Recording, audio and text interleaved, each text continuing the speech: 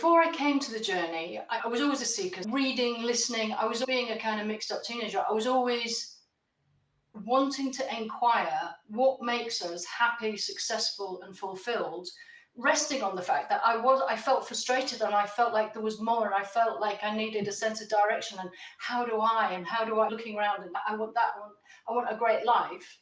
I came to the journey as that. I'll go on this because it was interesting to me.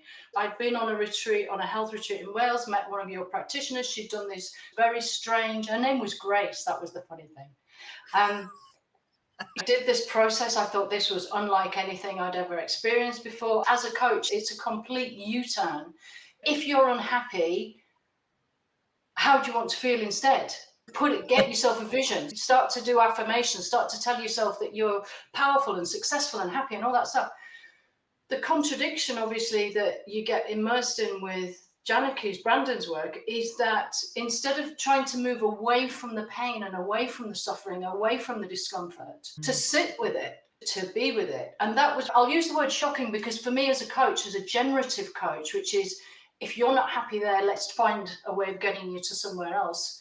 Ignoring all the rich story and the kind of jewelry box that gets opened through the pain and the suffering, if you like, ignoring all of that and just, okay, close the box on that. Let's just have you try and feel something else. It was shocking to me. And I remember being sat there thinking, am I hearing what I'm hearing? That she actually wants me to go into the emotion, go into the negativity or the discomfort of it, and then hold my head down in it and stay with it.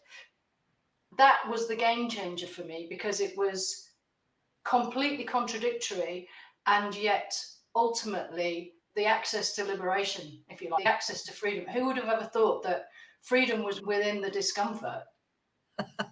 It's amazing. It's amazing. Yeah. And it becomes so practical in everyday life because how much we are conditioned to avoid that, avoid it by eating something, avoiding it by switching on Netflix, avoiding it by getting your phone out and scrolling through something, avoiding it by not calling somebody, not making the decision, not sitting, and just to have this conditioning, and it is because it's with me so present in every day, I have this conditioning now to think, hang on, I'm not comfortable about that.